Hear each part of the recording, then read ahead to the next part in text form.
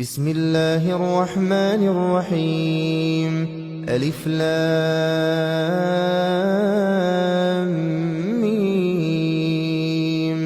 ذلك الكتاب لا ريب فيه هدى للمتقين الذين يؤمنون بالغيب ويقيمون الصلاة ومما رزقناهم ينفقون والذين يؤمنون بما أنزل إليك وما أنزل من قبلك وبالآخرة هم يوقنون أولئك على هدى من ربهم وأولئك هم المفلحون. إن الذين كفروا سواء عليهم أأنذرتهم أم لم تنذرهم لا يؤمنون. ختم الله على قلوبهم وعلى سمعهم وعلى أبصارهم غشاوة ولهم عذاب عظيم. ومن الناس من يقول آمنا بالله وباليوم الآخر وما هم بمؤمنين يخادعون الله والذين آمنوا وما يخدعون إلا أنفسهم وما يشعرون. في قلوبهم مرض فزادهم الله مرضا ولهم عذاب أليم بما كانوا يكذبون. وإذا قيل لهم لا تفسدوا في الأرض قالوا إنما نحن مصلحون ألا إنهم هم المفسدون ولكن لا يشعرون. وإذا قيل لهم آمنوا كما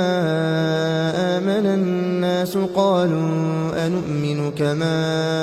آمن السفهاء ألا إنهم هم السفهاء ولكن لا يعلمون. وإذا لقوا الذين آمنوا قالوا آمنا وإذا خلوا إلى شياطينهم قالوا إنا معكم إنما نحن مستهزئون. الله يستهزئ بهم ويمدهم في طغيانهم يعمهون. أولئك الذين اشتروا الضلالة بالهدى فما ربحت تجارتهم وما كانوا مهتدين. مثلهم كمثل الذي استوقد نارا فلما أضاءت ما حوله ذهب الله بنورهم وتركهم في ظلمات لا يبصرون. صم بكم عمي فهم لا يرجعون. أو كصيب من السماء فيه ظلمات ورعد وبرق يجعلون أصابعهم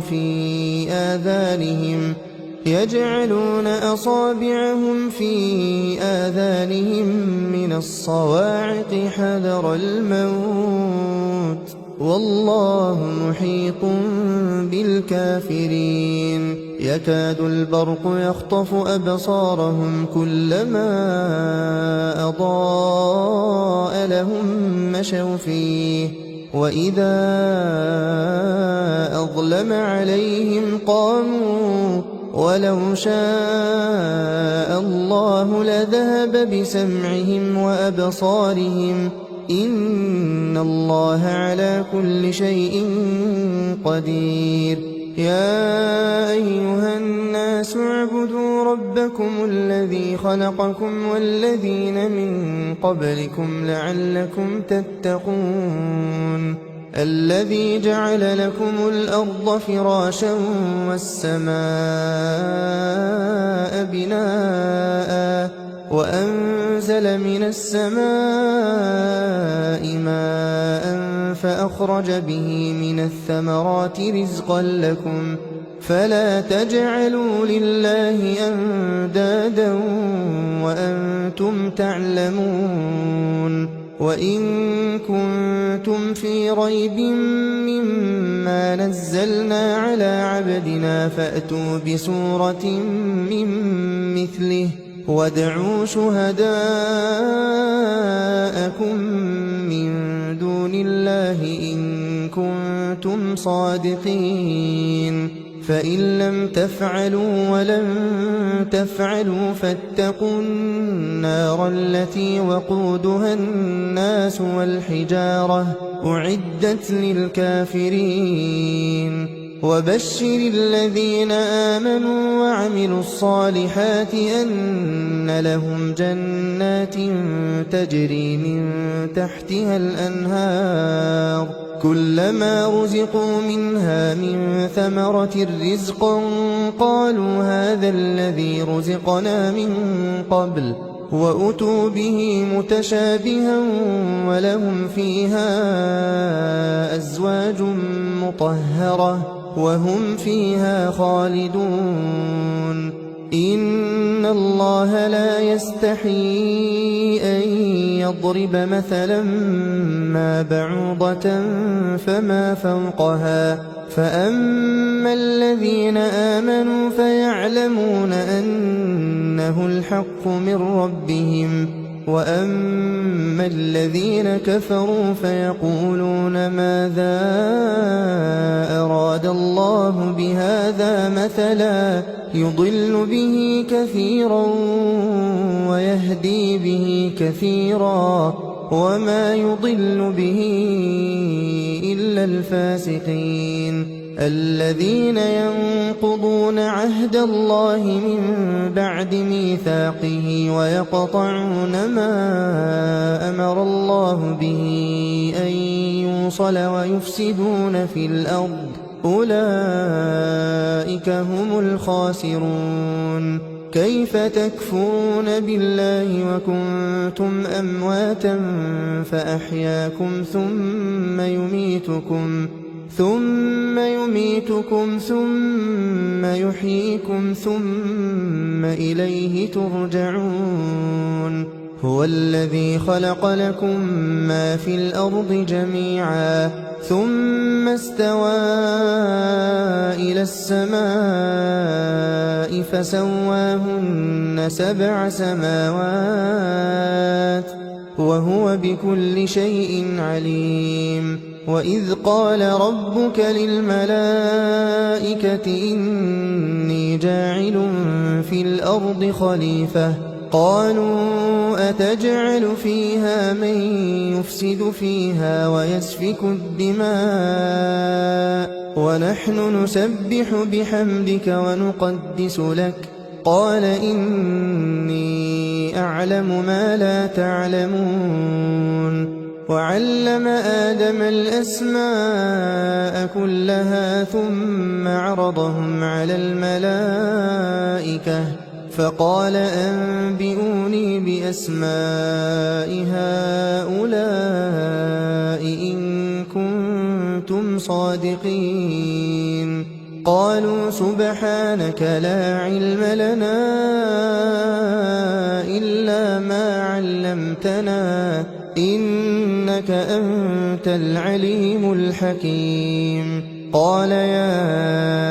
آدم أنبئهم بأسمائهم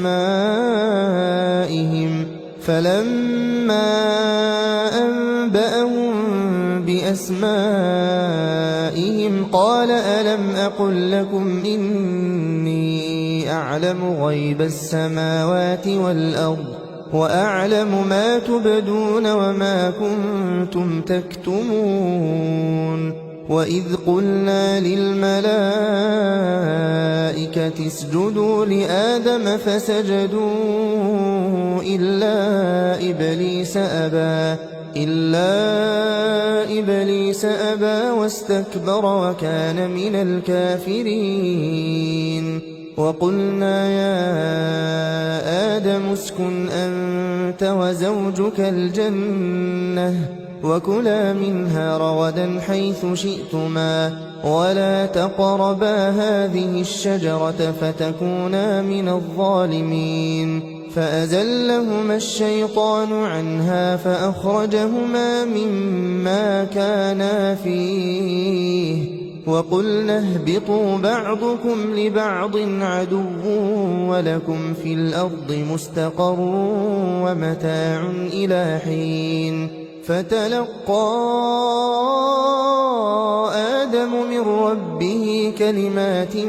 فتاب عليه إنه هو التواب الرحيم قلنا اهبطوا منها جميعا فإما يأتينكم مني هدى فمن تبع هداي فلا خوف عليهم ولا هم يحزنون والذين كفروا وكذبوا بآياتنا أولئك أصحاب النار هم فيها خالدون يا بني إسرائيل اذكروا نعمتي التي أنعمت عليكم وأوفوا بعهدي أوف بعهدكم وإياي فارهبون وآمنوا بما أنزلت مصدقا لما معكم ولا تكونوا أول كافر به ولا تشتروا بآياتي ثمنا قليلا وإياي فاتقون ولا تلبسوا الحق بالباطل وتكتموا الحق وأنتم تعلمون وأقيموا الصلاة وآتوا الزكاة واركعوا مع الراكعين أتأمرون الناس بالبر وتنسون أنفسكم وأنتم تتلون الكتاب أفلا تعقلون واستعينوا بالصبر والصلاة وإنها لكبيرة إلا على الخاشعين الذين يظنون أنهم ملاقو ربهم وأنهم إليه راجعون يا بني إسرائيل اذكروا نعمتي التي أنعمت عليكم وأني فضلتكم على العالمين واتقوا يوما لا تجزي نفس عن نفس شيئا ولا يقبل منها شفاعة ولا يؤخذ منها عدل ولا هم ينصرون وإذ نجيناكم من آل فرعون يسومونكم سوء العذاب يذبحون أبناءكم ويستحيون نساءكم وفي ذلكم بلاء من ربكم عظيم وإذ فرقنا بكم البحر فأنجيناكم وأغرقنا آل فرعون وأنتم تنظرون وإذ واعدنا موسى 40 ليلة ثم اتخذتم العجل من بعده وأنتم ظالمون ثم عفونا عنكم من بعد ذلك لعلكم تشكرون وإذ آتينا موسى الكتاب والفرقان لعلكم تهتدون وإذ قال موسى لقومه يا قوم إنكم ظلمتم أنفسكم باتخاذكم العجل فتوبوا إلى بارئكم فاقتلوا أنفسكم ذلكم خير لكم عند عند بارئكم فتاب عليكم إنه هو التواب الرحيم وإذ قلتم يا موسى لن نؤمن لك حتى نرى الله جهرة فأخذتكم الصاعقة وأنتم تنظرون ثم بعثناكم من بعد موتكم لعلكم تشكرون وظللنا عليكم الغمام وأنزلنا عليكم المن والسلوى كلوا من طيبات ما رزقناكم وما ظلمونا ولكن كانوا أنفسهم يظلمون وإذ قلنا ادخلوا هذه القرية فكلوا منها حيث شئتم رغدا وادخلوا الباب سجدا وقولوا حطة نغفر لكم خطاياكم وسنزيد المحسنين فبدل الذين ظلموا قولا غير الذي قيل لهم فأنزلنا على الذين ظلموا رجزا من السماء بما كانوا يفسقون وإذ استسقى موسى لقومه فقلنا اضرب بعصاك الحجر فانفجرت منه 12 عينا قد علم كل أناس مشربهم كلوا واشربوا من رزق الله ولا تعثوا في الأرض مفسدين وإذ قلتم يا موسى لن نصبر على طعام واحد فادع لنا ربك يخرج لنا مما تنبت الأرض من بقلها وقثائها وفومها وعدسها وبصلها قال أتستبدلون الذي هو أدنى بالذي هو خير اهبطوا مصرا فإن لكم ما سألتم وضربت عليهم الذلة والمسكنة وباءوا بغضب من الله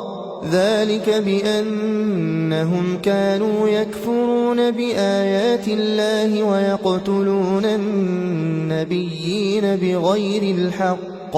ذلك بما عصوا وكانوا يعتدون إن الذين آمنوا والذين هادوا والنصارى والصابئين من آمن بالله واليوم الآخر وعمل صالحا فلهم أجرهم عند ربهم ولا خوف عليهم ولا هم يحزنون وإذ أخذنا ميثاقكم ورفعنا فوقكم الطور خذوا ما آتيناكم بقوة واذكروا ما فيه لعلكم تتقون ثم توليتم من بعد ذلك فلولا فضل الله عليكم ورحمته لكنتم من الخاسرين ولقد علمتم الذين اعتدوا منكم في السبت فقلنا لهم كونوا قردة خاسئين فجعلناها نكالا لما بين يديها وما خلفها وموعظة للمتقين وإذ قال موسى لقومه إن الله يأمركم أن تذبحوا بقرة قالوا أتتخذنا هزوا قال أعوذ بالله أن أكون من الجاهلين قالوا ادع لنا ربك يبين لنا ما هي قال إنه يقول إنها بقرة لا فارض ولا بكر عوان بين ذلك فافعلوا ما تؤمرون قالوا ادع لنا ربك يبين لنا ما لونها قال إنه يقول إنها بقرة صفراء فاقع لونها تسر الناظرين قالوا ادع لنا ربك يبين لنا ما هي إن البقرة شابه علينا وإنا إن شاء الله لمهتدون قال إنه يقول إنها بقرة لا ذلول تثير الأرض ولا تسقي الحرث مسلمة لا شية فيها قالوا الآن جئت بالحق فذبحوها وما كادوا يفعلون وإذ قتلتم نفسا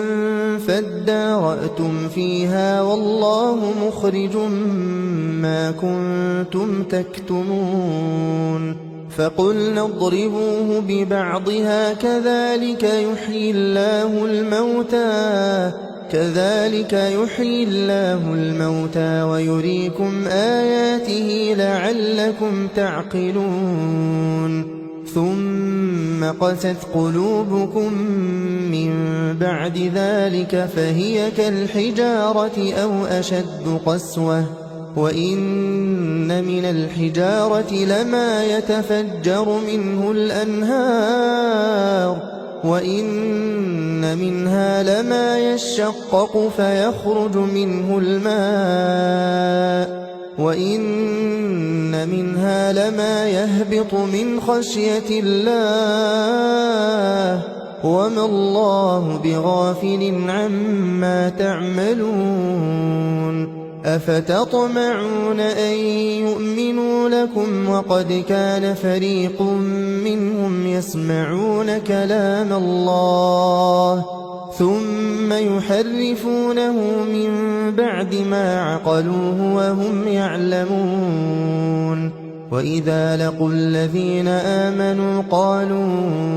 آمنا وإذا خلا بعضهم إلى بعض قالوا أتحدثونهم بما فتح الله عليكم ليحاجوكم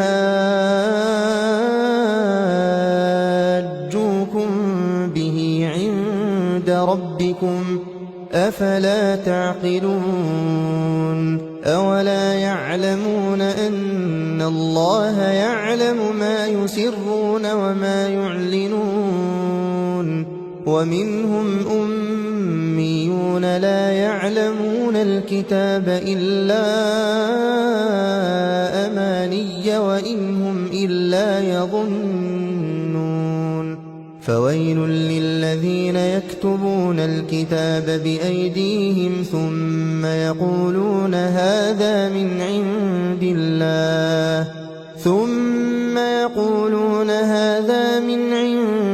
الله ليشتروا به ثمنا قليلا فويل لهم مما كتبت أيديهم وويل لهم مما يكسبون وقالوا لن تمسنا النار إلا أياما معدودة قل أتخذتم عند الله عهدا فلن يخلف الله عهده أم تقولون على الله ما لا تعلمون بلى من كسب سيئة وأحاطت به خطيئته فأولئك أصحاب النار هم فيها خالدون والذين آمنوا وعملوا الصالحات أولئك أصحاب الجنة هم فيها خالدون وإذ أخذنا ميثاق بني إسرائيل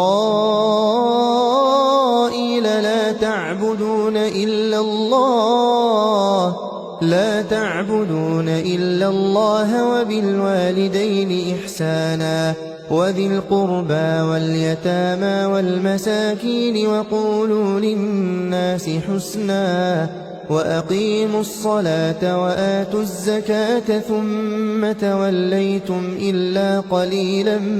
منكم وأنتم معرضون وإذ أخذنا ميثاقكم لا تسفكون دماءكم ولا تخرجون أنفسكم من دياركم ثم أقررتم وأنتم تشهدون ثم أنتم هؤلاء تقتلون أنفسكم وتخرجون فريقا منكم من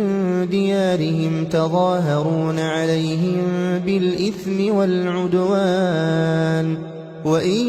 يأتوكم أسارى تفادوهم وهو محرم عليكم إخراجهم أفتؤمنون ببعض الكتاب وتكفرون ببعض فما جزاء من يفعل ذلك منكم إلا خزي في الحياة الدنيا ويوم القيامة يردون إلى أشد العذاب وما الله بغافل عما تعملون أولئك الذين اشتروا الحياة الدنيا بالآخرة فلا يخفف عنهم العذاب ولا هم ينصرون ولقد آتينا موسى الكتاب وقفينا من بعده بالرسل وآتينا عيسى ابن مريم البينات وأيدناه بروح القدس أفكلما جاءكم رسول بما لا تهوى أنفسكم استكبرتم ففريقا كذبتم وفريقا تقتلون وقالوا قلوبنا غلف بل لعنهم الله بكفرهم فقليلا ما يؤمنون ولما جاءهم كتاب من عند الله مصدق لما معهم وكانوا من قبل يستفتحون على الذين كفروا فلما جاءهم ما عرفوا كفروا به فلعنة الله على الكافرين بئس ما اشتروا به أنفسهم أن يكفروا بما أنزل الله بغيا أن ينزل الله من فضله على من يشاء من عباده فباءوا بغضب على غضب وللكافرين عذاب مهين وإذا قيل لهم آمنوا بما أنزل الله قالوا نؤمن بما أنزل علينا ويكفرون بما وراءه وهو الحق مصدقا لما معهم قل فلم تقتلون أنبياء الله من قبل إن كنتم مؤمنين ولقد جاءكم موسى بالبينات ثم اتخذتم العجل من بعده وأنتم ظالمون وإذ أخذنا ميثاقكم ورفعنا فوقكم الطور خذوا ما آتيناكم بقوة واسمعوا قالوا سمعنا وعصينا وأشربوا في قلوبهم العجل بكفرهم قل بئس ما يأمركم به إيمانكم إن كنتم مؤمنين قل إن كانت لكم الدار الآخرة عند الله خالصة من دون الناس فتمنوا الموت إن كنتم صادقين ولن يتمنوه أبدا بما قدمت أيديهم والله عليم بالظالمين ولتجدنهم أحرص الناس على حياة ومن الذين أشركوا يود أحدهم لو يعمر 1000 سنة وما هو بمزحزحه من العذاب أن يعمر والله بصير بما يعملون قل من كان عدوا لجبريل فإنه نزله على قلبك بإذن الله مصدقا لما بين يديه وهدى وبشرى للمؤمنين من كان عدوا لله وملائكته ورسله وجبريل وميكال فإن الله عدو للكافرين ولقد أنزلنا إليك آيات بينات وما يكفر بها إلا الفاسقون أوكلما عاهدوا عهدا نبذه فريق منهم بل أكثرهم لا يؤمنون ولما جاءهم رسول من عند الله مصدق لما معهم نبذ فريق من الذين أوتوا الكتاب كتاب الله وراء ظهورهم نبذ فريق من الذين أوتوا الكتاب كتاب الله وراء ظهورهم كأنهم لا يعلمون واتبعوا ما تتلو الشياطين على ملك سليمان وما كفر سليمان ولكن الشياطين كفروا يعلمون الناس السحر وما أنزل على الملكين ببابل هاروت وماروت وما يعلمان من أحد حتى يقولا إنما نحن فتنة فلا تكفر فيتعلمون منهما ما يفرقون به بين المرء وزوجه وما هم بضارين به من أحد إلا بإذن الله ويتعلمون ما يضرهم ولا ينفعهم ولقد علموا لمن اشتراه ما له في الآخرة من خلاق ولبئس ما شروا به أنفسهم لو كانوا يعلمون ولو أنهم آمنوا واتقوا لمثوبة من عند الله خير لو كانوا يعلمون يا أيها الذين آمنوا لا تقولوا راعنا وقولوا انظرنا واسمعوا وللكافرين عذاب أليم ما يود الذين كفروا من أهل الكتاب ولا المشركين أن ينزل عليكم من خير من ربكم والله يختص برحمته من يشاء والله ذو الفضل العظيم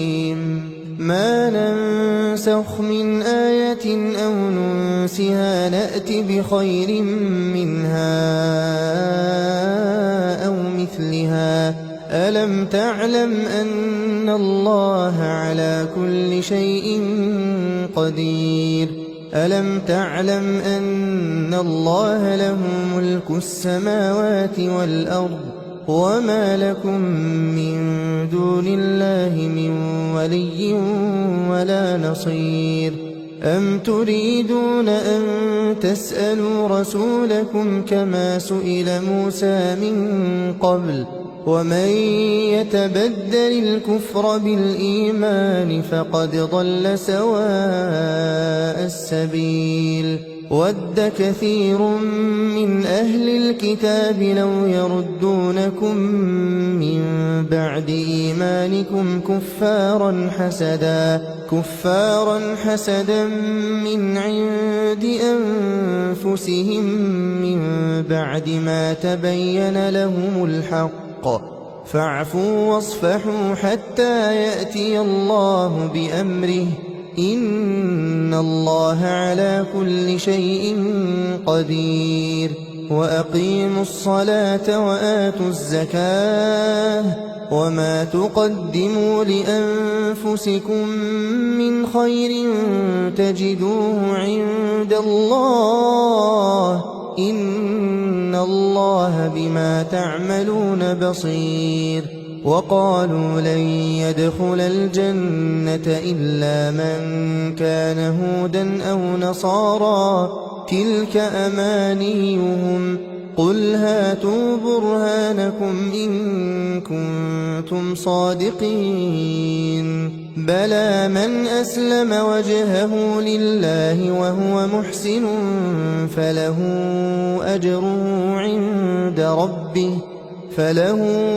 أجره عند ربه ولا خوف عليهم ولا هم يحزنون وقالت اليهود ليست النصارى على شيء وقالت النصارى ليست اليهود على شيء وهم يتلون الكتاب كذلك قال الذين لا يعلمون مثل قولهم فالله يحكم بينهم يوم القيامة فيما كانوا فيه يختلفون ومن أظلم ممن منع مساجد الله أن يذكر فيها اسمه وسعى في خرابها أولئك ما كان لهم أن يدخلوها إلا خائفين لهم في الدنيا خزي ولهم في الآخرة عذاب عظيم ولله المشرق والمغرب فأينما تولوا فثم وجه الله إن الله واسع عليم وقالوا اتخذ الله ولدا سبحانه بل له ما في السماوات والأرض كل له قانتون بديع السماوات والأرض وإذا قضى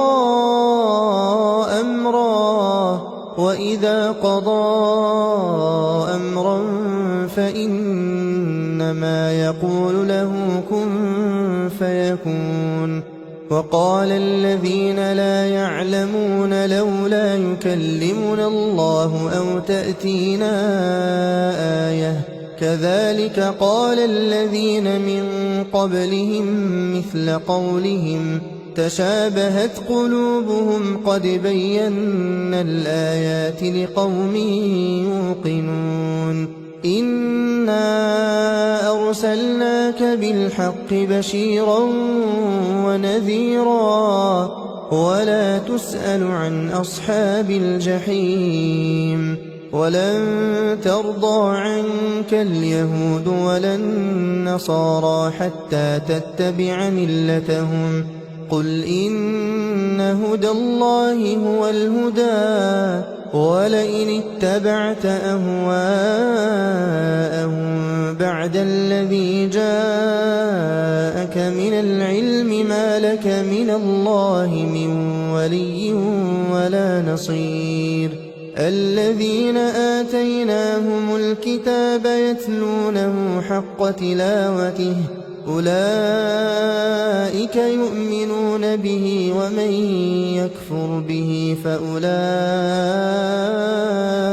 هم الخاسرون يا بني إسرائيل اذكروا نعمتي التي أنعمت عليكم وأني فضلتكم على العالمين واتقوا يوما لا تجزي نفس عن نفس شيئا ولا يقبل منها عدل ولا تنفعها شفاعة ولا هم ينصرون وإذ ابتلى إبراهيم ربه بكلمات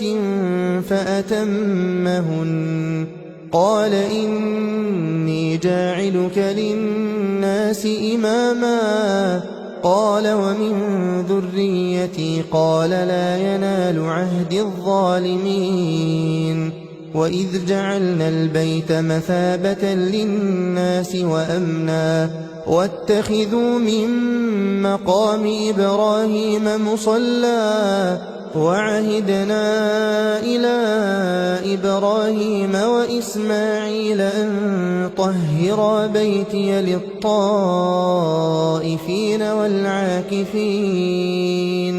للطائفين والعاكفين والركع السجود وإذ قال إبراهيم رب اجعل هذا بلدا آمنا وارزق أهله من الثمرات من آمن منهم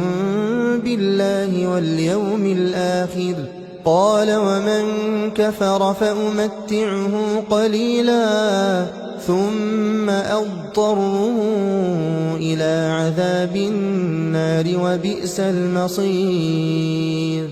وإذ يرفع إبراهيم القواعد من البيت وإسماعيل ربنا تقبل منا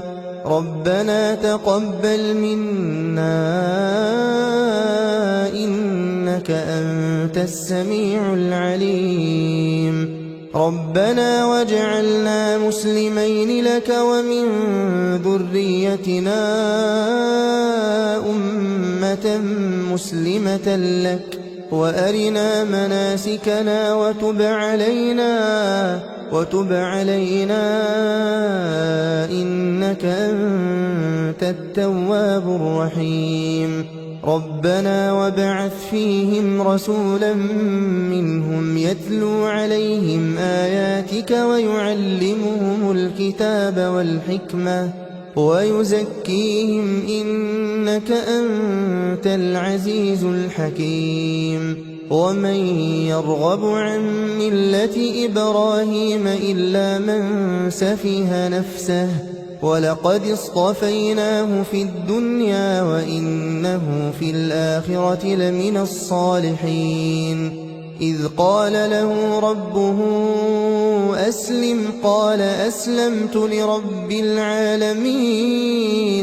ووصى بها إبراهيم بنيه ويعقوب يا بني إن الله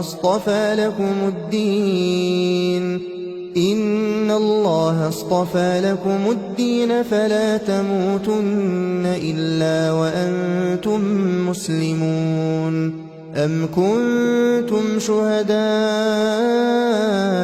إذ حضر يعقوب الموت إذ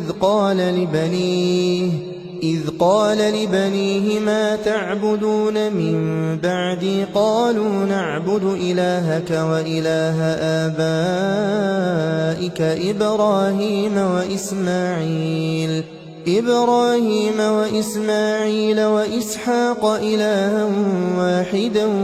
ونحن له مسلمون تلك أمة قد خلت لها ما كسبت ولكم ما كسبتم ولا تسألون عما كانوا يعملون وقالوا كونوا هودا أو نصارى تهتدوا قل بل ملة إبراهيم حنيفا وما كان من المشركين قولوا آمنا بالله وما أنزل إلينا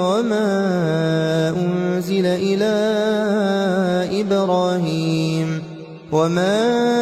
أنزل إلى إبراهيم وإسماعيل وإسحاق ويعقوب والأسباط وما أوتي موسى وعيسى وما أوتي النبيون من ربهم لا نفرق بين أحد منهم ونحن له مسلمون فإن آمنوا بمثل ما آمنتم به فقد اهتدوا وإن تولوا فإنما هم في شقاق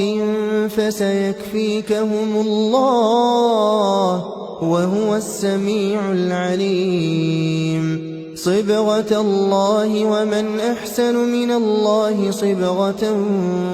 ونحن له عابدون قل أتحاجوننا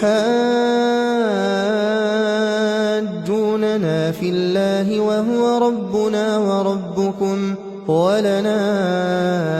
أعمالنا ولكم أعمالكم ونحن له مخلصون أم تقولون إن إبراهيم وإسماعيل وإسحاق ويعقوب والأسباط كانوا هودا أو نصارى قل أأنتم أعلم أم الله ومن أظلم ممن كتم شهادة عنده من الله وما الله بغافل عما تعملون تلك أمة قد خلت لها ما كسبت ولكم ما كسبتم ولا تسألون عما كانوا يعملون سيقول السفهاء من الناس ما ولاهم عن قبلتهم التي كانوا عليها قل لله المشرق والمغرب يهدي من يشاء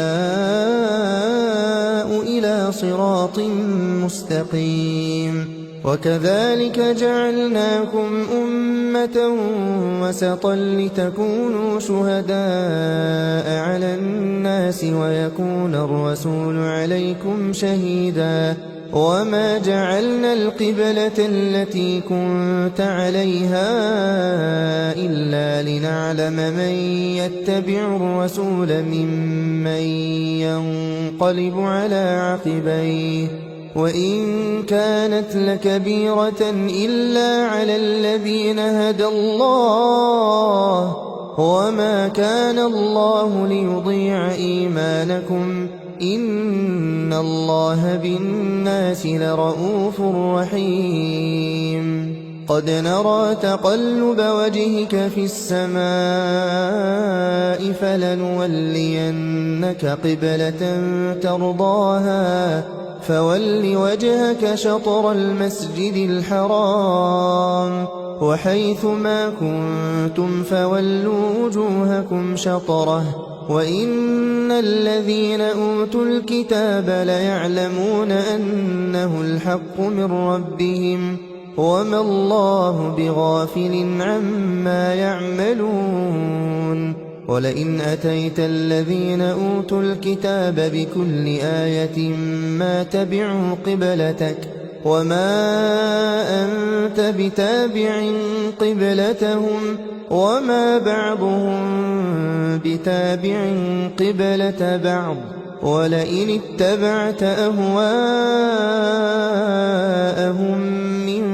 بعد ما جاءك من العلم إنك إذا لمن الظالمين الذين آتيناهم الكتاب يعرفونه كما يعرفون أبناءهم وإن فريقا منهم ليكتمون الحق وهم يعلمون الحق من ربك فلا تكونن من الممترين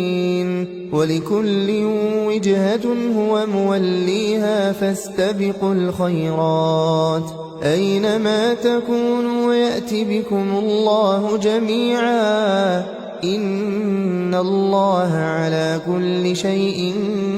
قدير ومن حيث خرجت فول وجهك شطر المسجد الحرام وإنه للحق من ربك وما الله بغافل عما تعملون ومن حيث خرجت فول وجهك شطر المسجد الحرام وحيث ما كنتم فولوا وجوهكم شطره لئلا يكون للناس عليكم حجة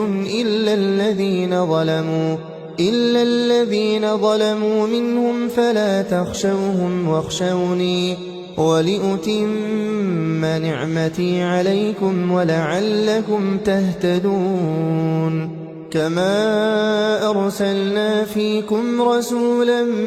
منكم يتلو عليكم آياتنا ويزكيكم ويعلمكم الكتاب والحكمة ويعلمكم ما لم تكونوا تعلمون فاذكروني أذكركم واشكروا لي ولا تكفرون يا أيها الذين آمنوا استعينوا بالصبر والصلاة إن الله مع الصابرين ولا تقولوا لمن يقتل في سبيل الله أموات بل أحياء ولكن لا تشعرون ولنبلونكم بشيء من الخوف والجوع ونقص من الأموال والأنفس والثمرات وبشر الصابرين الذين إذا أصابتهم مصيبة قالوا إنا لله وإنا إليه راجعون أولئك عليهم صلوات من ربهم ورحمة وأولئك هم المهتدون إن الصفا والمروة من شعائر الله فمن حج البيت أو اعتمر فلا جناح عليه أن يطوف بهما ومن تطوع خيرا فإن الله شاكر عليم إن الذين يكتمون ما أنزلنا من البينات والهدى من بعد ما بيناه للناس في الكتاب أولئك يلعنهم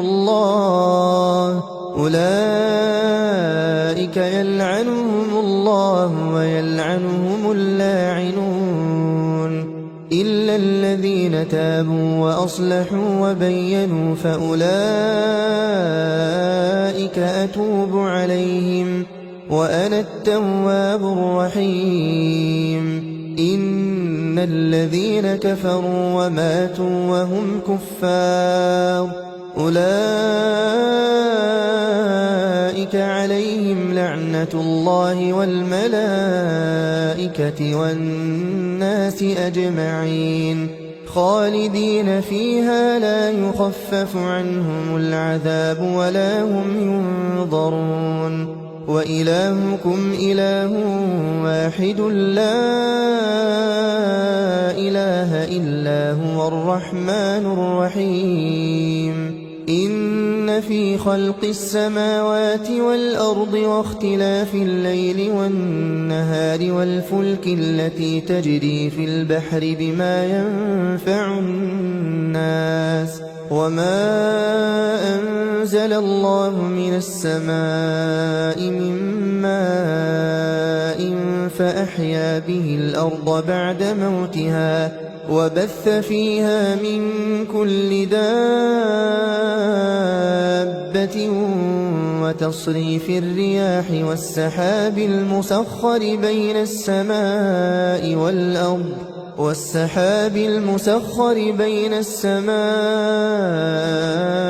والأرض لآيات لقوم يعقلون ومن الناس من يتخذ من دون الله أندادا يحبونهم كحب الله والذين آمنوا أشد حبا لله ولو يرى الذين ظلموا إذ يرون العذاب أن القوة لله جميعا وأن الله شديد العذاب إذ تبرأ الذين اتبعوا من الذين اتبعوا ورأوا العذاب وتقطعت بهم الأسباب وقال الذين اتبعوا لو أن لنا كرة فنتبرأ منهم كما تبرأوا منا كذلك يريهم الله أعمالهم حسرات عليهم وما هم بخارجين من النار يا أيها الناس كلوا مما في الأرض حلالا طيبا ولا تتبعوا خطوات الشيطان إنه لكم عدو مبين إنما يأمركم بالسوء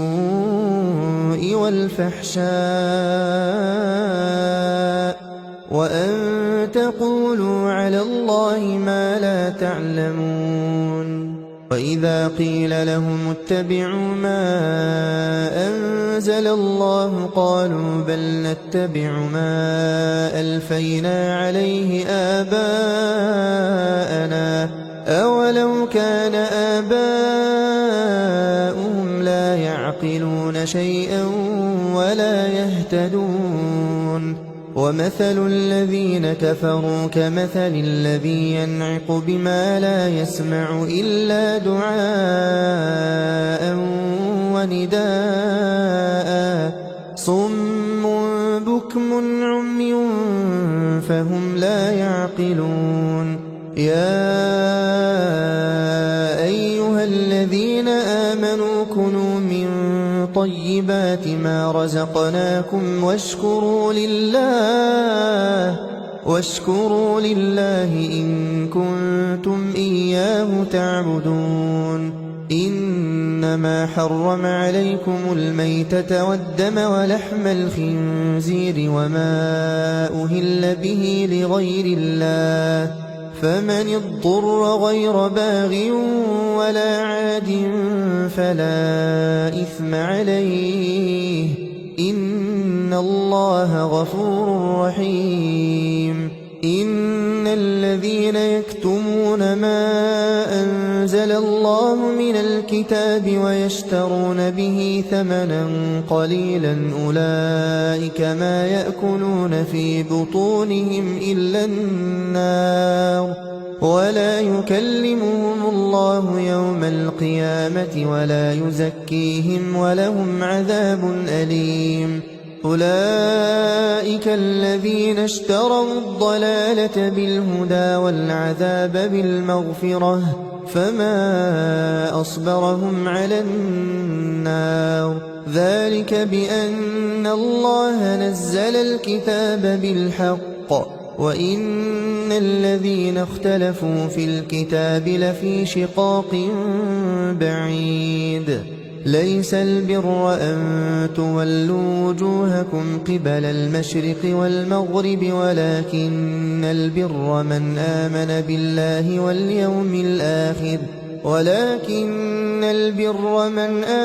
بالله واليوم الآخر والملائكة والكتاب والنبيين وآتى المال على حبه ذوي القربى واليتامى والمساكين وابن السبيل والسائلين وفي الرقاب وأقام الصلاة وآتى الزكاة والموفون بعهدهم إذا عاهدوا والصابرين في البأساء والضراء وحين البأس أولئك الذين صدقوا وأولئك هم المتقون يا أيها الذين آمنوا كتب عليكم القصاص في القتلى الحر بالحر والعبد بالعبد والأنثى بالأنثى فمن عفي له من أخيه شيء فاتباع بالمعروف وأداء إليه بإحسان ذلك تخفيف من ربكم ورحمة فمن اعتدى بعد ذلك فله عذاب أليم ولكم في القصاص حياة يا أولي الألباب لعلكم تتقون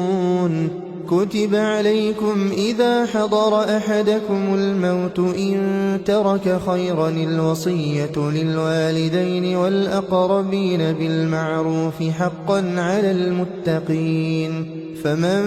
بدله بعدما سمعه فإنما إثمه على الذين يبدلونه إن الله سميع عليم فمن خاف من موص جنفا أو إثما فأصلح بينهم فلا إثم عليه إن الله غفور رحيم يا أيها الذين آمنوا كتب عليكم الصيام كما كتب على الذين من قبلكم لعلكم تتقون أياما معدودات فمن كان منكم مريضا أو على سفر فعدة من أيام أخر وعلى الذين يطيقونه فدية طعام مسكين فمن تطوع خيرا فهو خير له وأن تصوموا خير لكم إن كنتم تعلمون شهر رمضان الذي أنزل فيه القرآن هدى للناس وبينات من الهدى والفرقان فمن شهد منكم الشهر فليصمه ومن كان مريضا أو على سفر فعدة من أيام أخر يريد الله بكم اليسر ولا يريد بكم العسر ولتكملوا العدة ولتكبروا الله على ما هداكم ولعلكم تشكرون وإذا سألك عبادي عني فإني قريب أجيب دعوة الداع إذا دعان فليستجيبوا لي وليؤمنوا بي لعلهم يرشدون أحل لكم ليلة الصيام الرفث إلى نسائكم هن لباس لكم وأنتم لباس لهن علم الله أنكم كنتم تختانون أنفسكم فتاب عليكم وعفى عنكم فالآن باشروهن وابتغوا ما كتب الله لكم وكلوا واشربوا حتى يتبين لكم الخيط الأبيض من الخيط الأسود من الفجر ثم أتموا الصيام إلى الليل ولا تباشروهن وأنتم عاكفون في المساجد تلك حدود الله فلا تقربوها كذلك يبين الله آياته للناس لعلهم يتقون ولا تأكلوا أموالكم بينكم بالباطل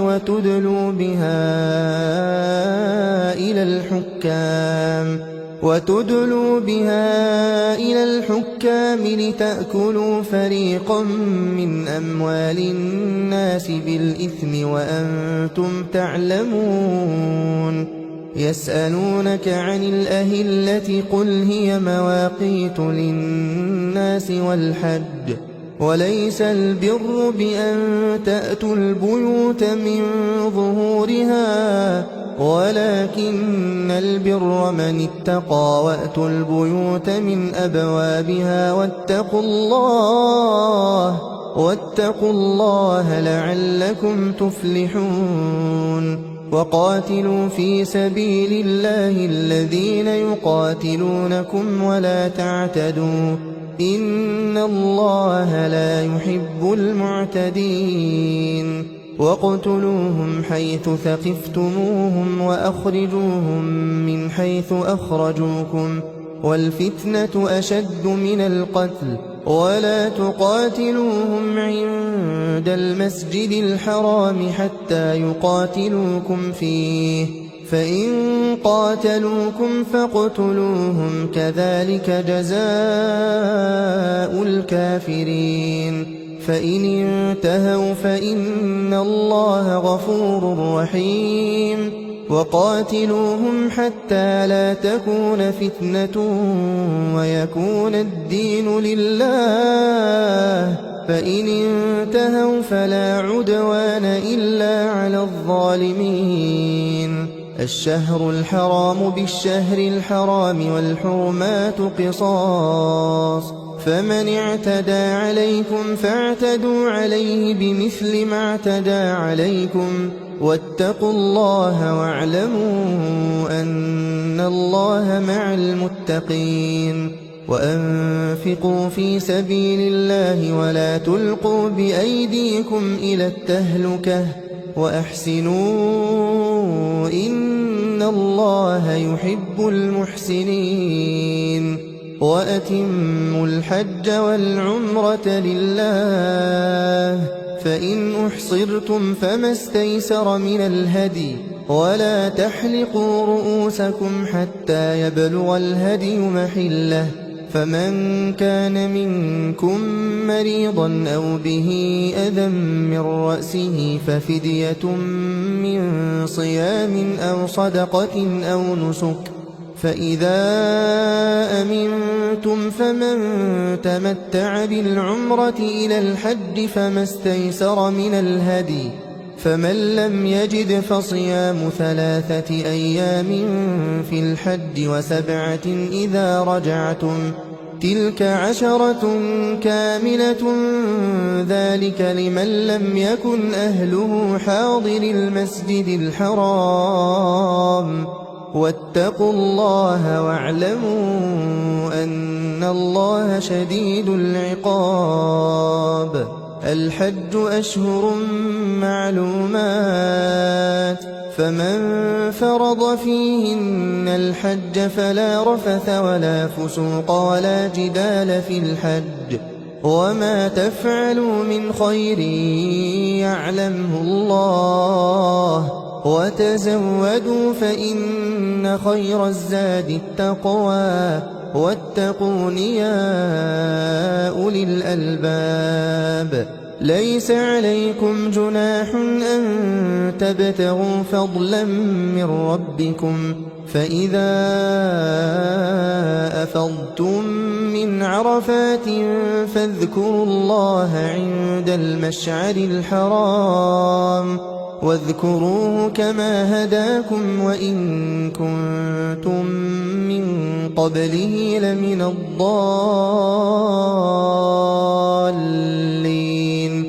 ثم أفيضوا من حيث أفاض الناس واستغفروا الله إن الله غفور رحيم. فإذا قضيتم مناسككم فاذكروا الله كذكركم آباءكم أو أشد ذكرا. فمن الناس من يقول ربنا آتنا في الدنيا وما له في الآخرة من خلاق، ومنهم من يقول ربنا آتنا في الدنيا حسنة وفي الآخرة حسنة وقنا عذاب النار. أولئك لهم نصيب مما كسبوا والله سريع الحساب. واذكروا الله في أيام معدودات، فمن تعجل في يومين فلا إثم عليه، ومن تأخر فلا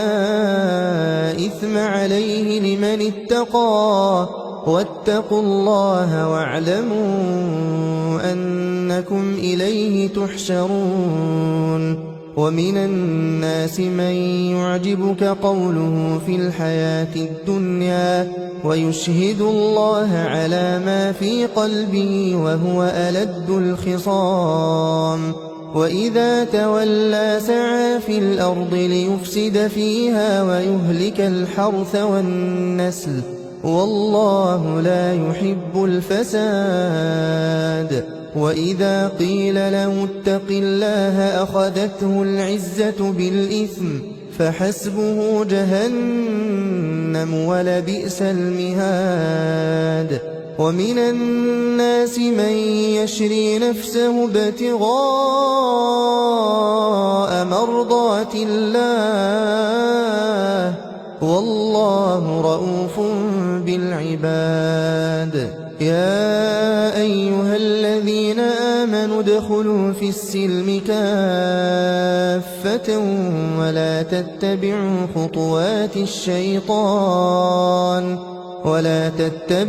خطوات الشيطان إنه لكم عدو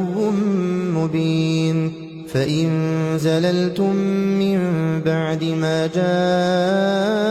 جاءتكم البينات فاعلموا أن الله عزيز حكيم. هل ينظرون إلا أن يأتيهم الله في ظلل من الغمام والملائكة وقضي الأمر وإلى الله ترجع الأمور. سل بني إسرائيل كم آتيناهم من آية بينة ومن يبدل نعمة الله من بعد ما جاءته فإن الله شديد العقاب. زين للذين كفروا الحياة الدنيا ويسخرون من الذين آمنوا والذين اتقوا فوقهم يوم القيامة والله يرزق من يشاء بغير حساب. كان الناس أمة واحدة فبعث الله النبيين مبشرين ومنذرين وأنزل معهم الكتاب بالحق وأنزل معهم الكتاب بالحق ليحكم بين الناس فيما اختلفوا فيه وما اختلف فيه إلا الذين أوتوه من بعد ما جاءتهم البينات بغيا بينهم فهدى الله الذين آمنوا لما اختلفوا فيه من الحق بإذنه والله يهدي من يشاء إلى صراط مستقيم. أم حسبتم أن تدخلوا الجنة ولما يأتكم مثل الذين خلوا من قبلكم مستهم البأساء والضراء وزلزلوا حتى يقول الرسول والذين آمنوا معه متى نصر الله ألا إن نصر الله قريب. يسألونك ماذا ينفقون قل ما أنفقتم من خير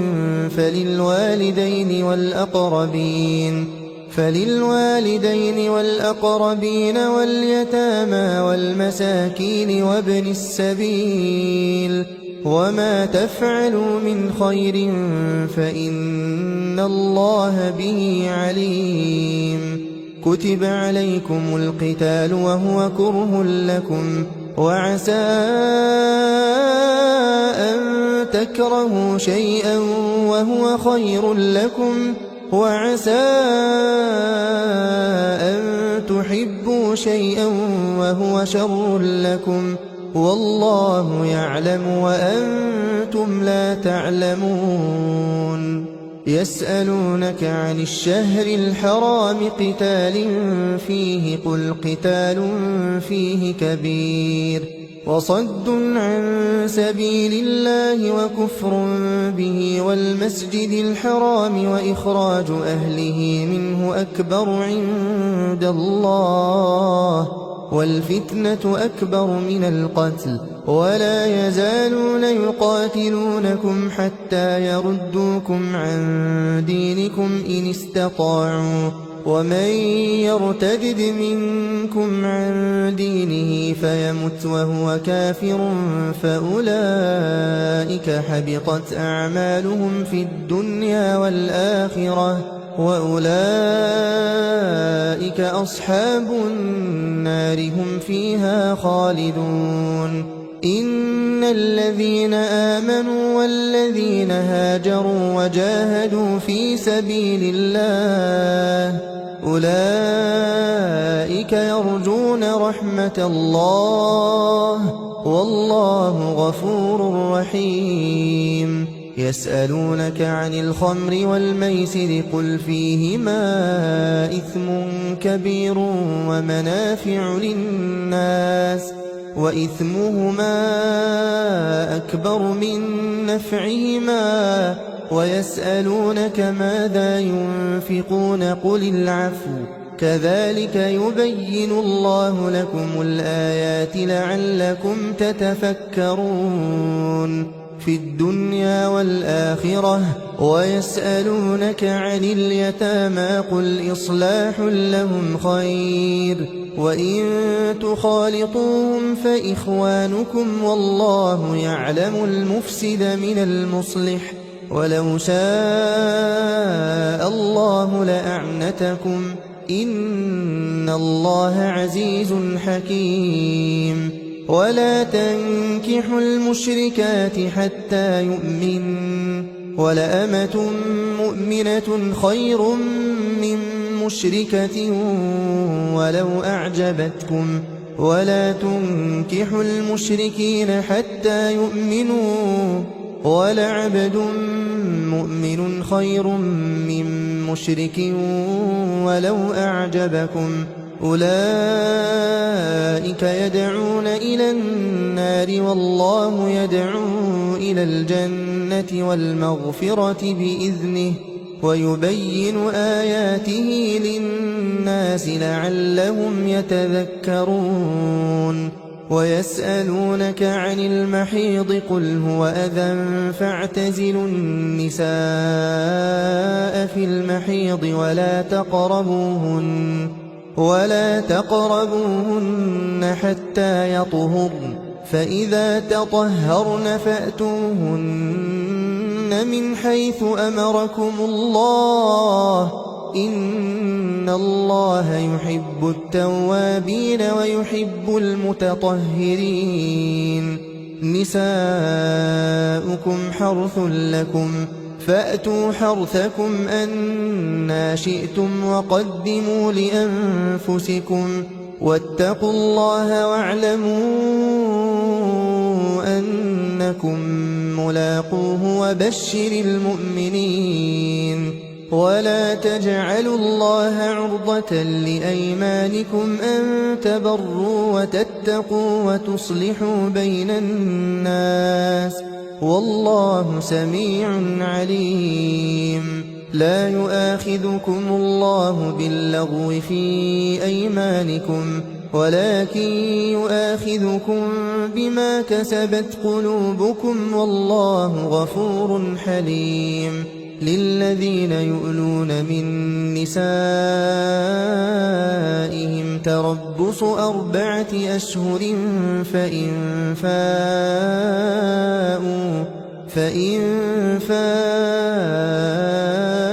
فإن الله غفور رحيم وإن عزموا الطلاق فإن الله سميع عليم والمطلقات يتربصن بأنفسهن 3 قروء ولا يحل لهن أن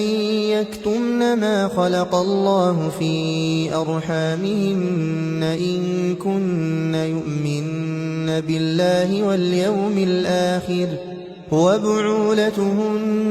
أحق بردهن في ذلك إن أرادوا إصلاحا ولهن مثل الذي عليهن بالمعروف وللرجال عليهن درجة والله عزيز حكيم الطلاق 2 مرتان فإمساك بمعروف أو تسريح بإحسان ولا يحل لكم أن تأخذوا مما آتيتموهن شيئا إلا أن يخافا ألا يقيما حدود الله فإن خفتم ألا يقيما حدود الله فلا جناح عليهما فيما افتدت به تلك حدود الله فلا تعتدوها ومن يتعد حدود الله فأولئك هم الظالمون فإن طلقها فلا تحل له من بعد حتى تنكح زوجا غيره فإن طلقها فلا جناح عليهما أن يتراجعا إن ظنا أن يقيما حدود الله وتلك حدود الله يبينها لقوم يعلمون وإذا طلقتم النساء فبلغن أجلهن فأمسكوهن بمعروف أو سرحوهن بمعروف ولا تمسكوهن ضرارا لتعتدوا ومن يفعل ذلك فقد ظلم نفسه ولا تتخذوا آيات الله هزوا واذكروا نعمة الله عليكم وما أنزل عليكم من الكتاب والحكمة يعظكم به واتقوا الله واعلموا أن الله بكل شيء عليم وإذا طلقتم النساء فبلغن أجلهن فلا تعضلوهن أن ينكحن أزواجهن إذا تراضوا بينهم بالمعروف، ذلك يوعظ به من كان منكم يؤمن بالله واليوم الآخر،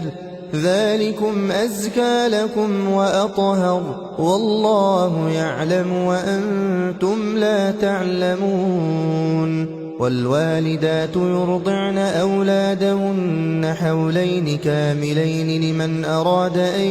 يتم الرضاعة، وعلى المولود له رزقهن وكسوتهن بالمعروف، لا تكلف نفس إلا وسعها، لا تضار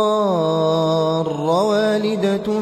بولدها ولا مولود له بولده، وعلى الوارث مثل ذلك، فإن أرادا فصالا عن تراض منهما وتشاور فلا جناح عليهما. وإن أردتم أن تسترضعوا أولادكم فلا جناح عليكم إذا سلمتم ما آتيتم بالمعروف، واتقوا الله واعلموا أن الله بما تعملون بصير. والذين يتوفون منكم ويذرون أزواجا يتربصن بأنفسهن 4 أشهر وعشرا، فإذا بلغن أجلهن فلا جناح عليكم فيما فعلن في أنفسهن بالمعروف، والله بما تعملون خبير. ولا جناح عليكم فيما عرضتم به من خطبة النساء أو أكننتم في أنفسكم، علم الله أنكم ستذكرونهن ولكن لا تواعدوهن سرا إلا أن تقولوا قولا معروفا،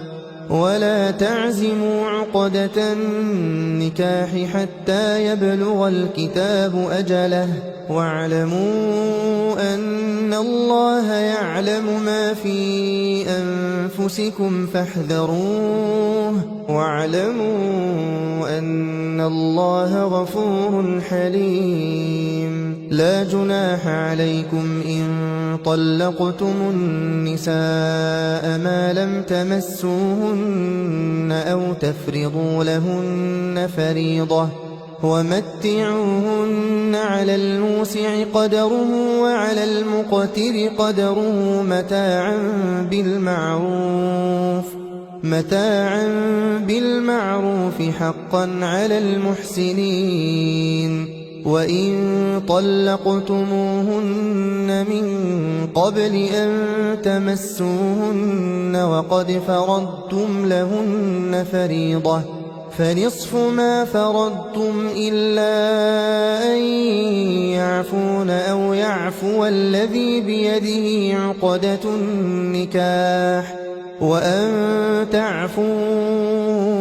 أقرب للتقوى، ولا تنسوا الفضل بينكم، إن الله بما تعملون بصير. حافظوا على الصلوات والصلاة الوسطى وقوموا لله قانتين. فإن خفتم فرجالا أو ركبانا، فإذا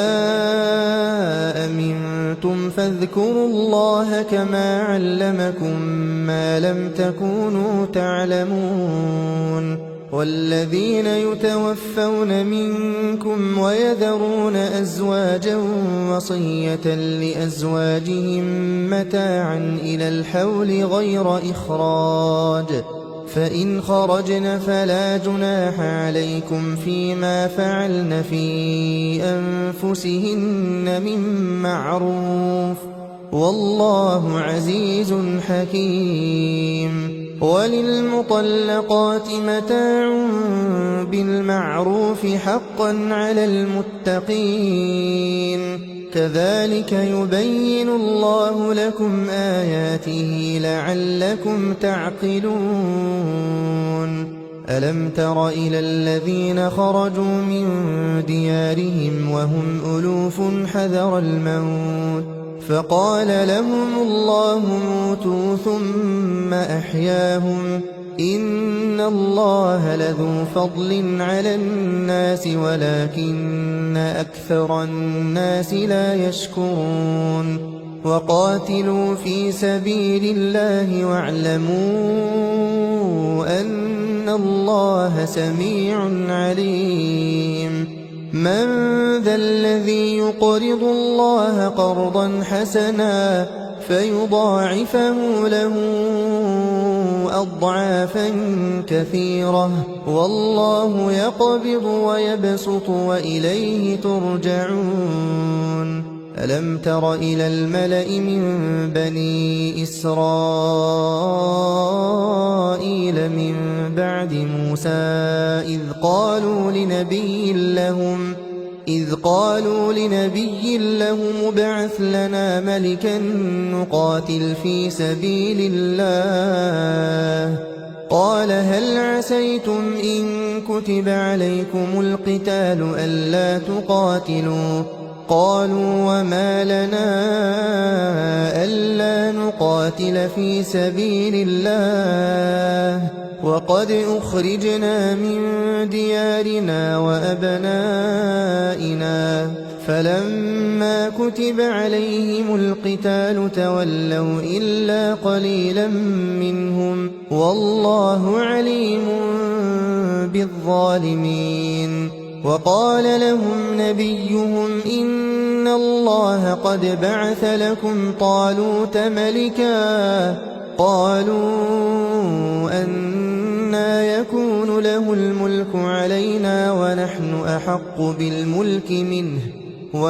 أحق بالملك منه ولم يؤت سعة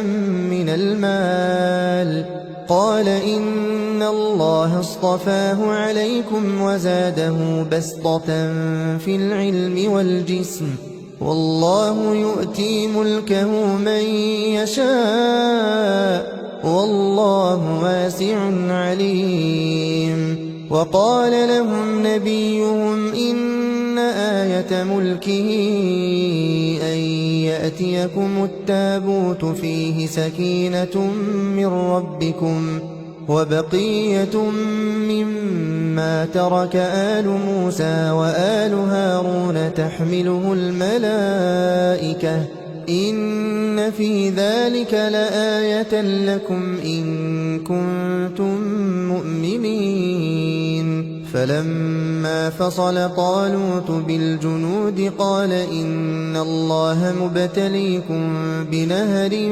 فمن شرب منه فليس مني ومن لم يطعمه فإنه مني إلا من اغترف غرفة بيده فشربوا منه إلا قليلا منهم فلما جاوزه هو والذين آمنوا معه قالوا لا طاقة لنا اليوم بجالوت وجنوده قال الذين يظنون أنهم ملاقو الله كم من فئة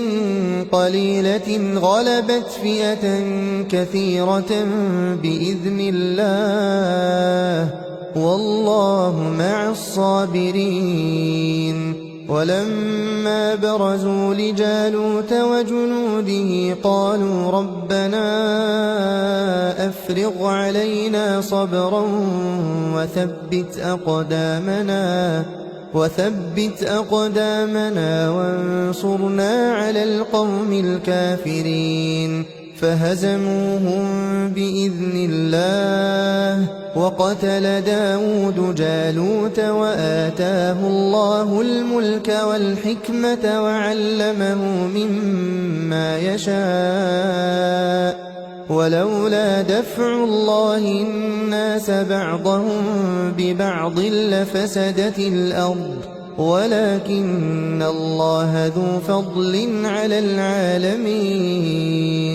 تلك آيات الله نتلوها عليك بالحق وإنك لمن المرسلين تلك الرسل فضلنا بعضهم على بعض منهم من كلم الله ورفع بعضهم درجات وآتينا عيسى ابن مريم البينات وأيدناه بروح القدس ولو شاء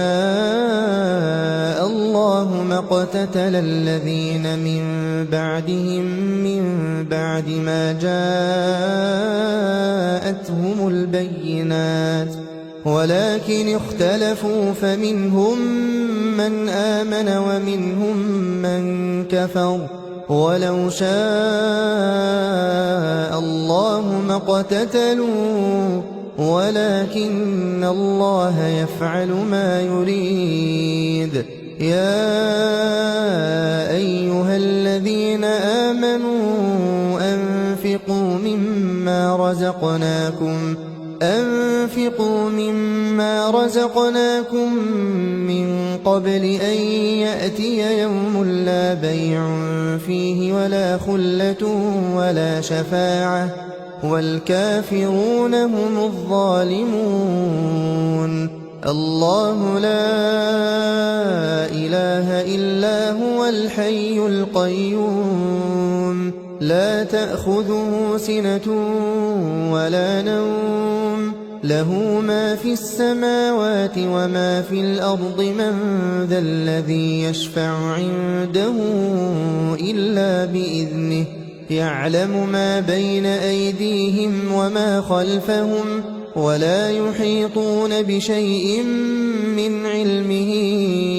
إلا بما شاء وسع كرسيه السماوات والأرض ولا يئوده حفظهما وهو العلي العظيم لا إكراه في الدين قد تبين الرشد من الغي فمن يكفر بالطاغوت ويؤمن بالله فقد استمسك بالعروة الوثقى لا انفصام لها والله سميع عليم الله ولي الذين آمنوا يخرجهم من الظلمات إلى النور والذين كفروا أولياؤهم الطاغوت يخرجونهم من النور إلى الظلمات أولئك أصحاب النار هم فيها خالدون ألم تر إلى الذي حاج إبراهيم في ربه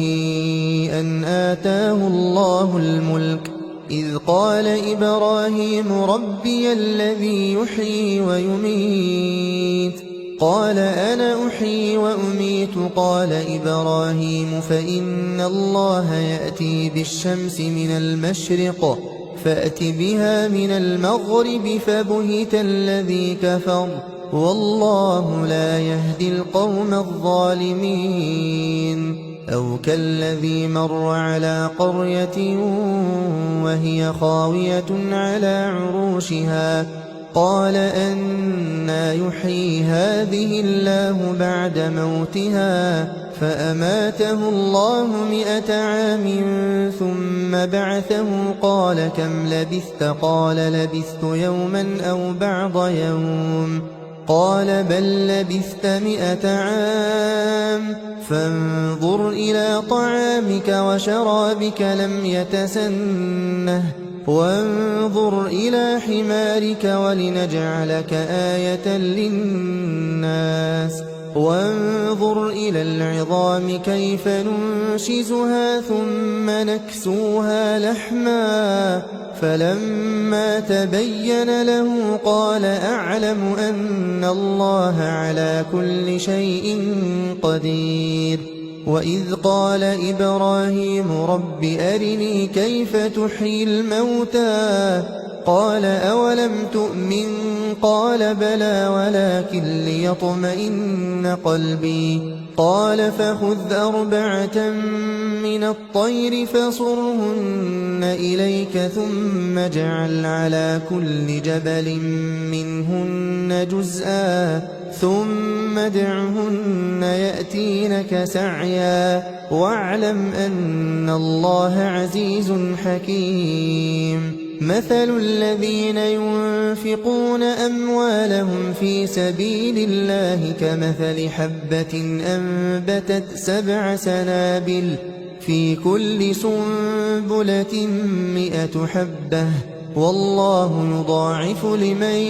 يشاء والله واسع عليم الذين ينفقون أموالهم في سبيل الله ثم لا يتبعون ما أنفقوا منا ولا أذى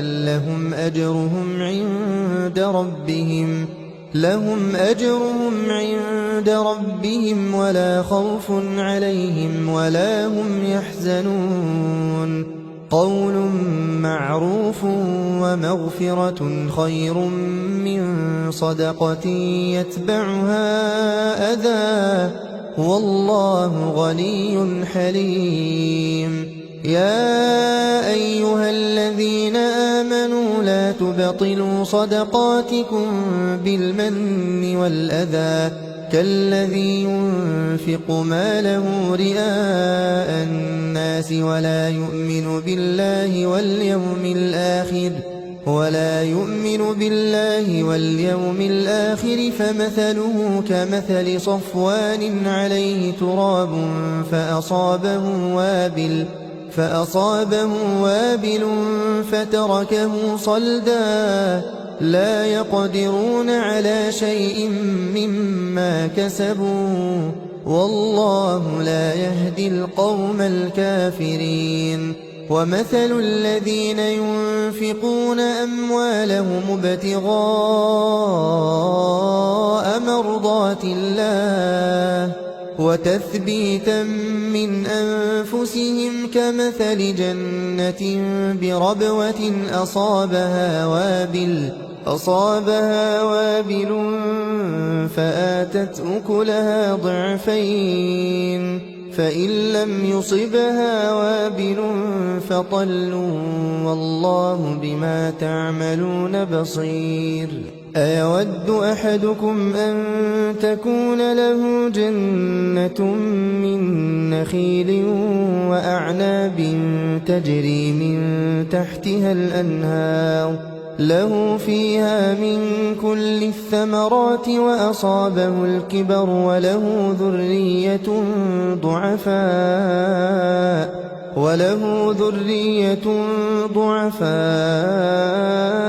فأصابها إعصار فيه نار فاحترقت كذلك يبين الله لكم الآيات لعلكم تتفكرون يا أيها الذين آمنوا أنفقوا من طيبات ما كسبتم ومما أخرجنا لكم من الأرض ولا تيمموا الخبيث منه تنفقون ولستم بآخذيه إلا أن تغمضوا فيه واعلموا أن الله غني حميد الشيطان يعدكم الفقر ويأمركم بالفحشاء والله يعدكم مغفرة منه وفضلا والله واسع عليم يؤتي الحكمة من يشاء ومن يؤت الحكمة فقد أوتي خيرا كثيرا وما يذكر إلا أولو الألباب وما أنفقتم من نفقة أو نذرتم من نذر فإن الله يعلمه وما للظالمين من أنصار إن تبدوا الصدقات فنعما هي وإن تخفوها وتؤتوها الفقراء فهو خير لكم ويكفر عنكم من سيئاتكم والله بما تعملون خبير ليس عليك هداهم ولكن الله يهدي من يشاء وما تنفقوا من خير فلأنفسكم وما تنفقون إلا ابتغاء وجه الله وما تنفقوا من خير يوفى إليكم وأنتم لا تظلمون للفقراء الذين أحصروا في سبيل الله لا يستطيعون ضربا في الأرض يحسبهم الجاهل أغنياء من التعفف تعرفهم بسيماهم لا يسألون الناس إلحافا وما تنفقوا من خير فإن الله به عليم الذين ينفقون أموالهم بالليل والنهار سرا وعلانية فلهم أجرهم عند ربهم ولا خوف عليهم ولا هم يحزنون الذين يأكلون الربا لا يقومون إلا كما يقوم الذي يتخبطه الشيطان من المس ذلك بأنهم قالوا إنما البيع مثل الربا وأحل الله البيع وحرم الربا فمن جاءه موعظة من ربه فانتهى فله ما سلف وأمره إلى الله ومن عاد فأولئك أصحاب النار هم فيها خالدون يمحق الله الربا ويربي الصدقات والله لا يحب كل كفار أثيم إن الذين آمنوا وعملوا الصالحات وأقاموا الصلاة وآتوا الزكاة لهم أجرهم عند ربهم ولا خوف عليهم ولا هم يحزنون يا أيها الذين آمنوا اتقوا الله وذروا ما بقي من الربا إن كنتم مؤمنين فإن لم تفعلوا فأذنوا بحرب من الله ورسوله وإن تبتم فلكم رؤوس أموالكم لا تظلمون ولا تظلمون وإن كان ذو عسرة فنظرة إلى ميسرة وأن تصدقوا خير لكم إن كنتم تعلمون واتقوا يوما ترجعون فيه إلى الله ثم توفى كل نفس ما كسبت وهم لا يظلمون يا أيها الذين آمنوا إذا تداينتم بدين إلى أجل مسمى فاكتبوه وليكتب بينكم كاتب بالعدل ولا يأب كاتب أن يكتب كما علمه الله فليكتب وليملل الذي عليه الحق وليتق الله ربه ولا يبخس منه شيئا فإن كان الذي عليه الحق سفيها أو ضعيفا أو لا يستطيع أن يمل هو فليملل وليه بالعدل واستشهدوا شهيدين من رجالكم فإن لم يكونا رجلين فرجل وامرأتان ممن ترضون من الشهداء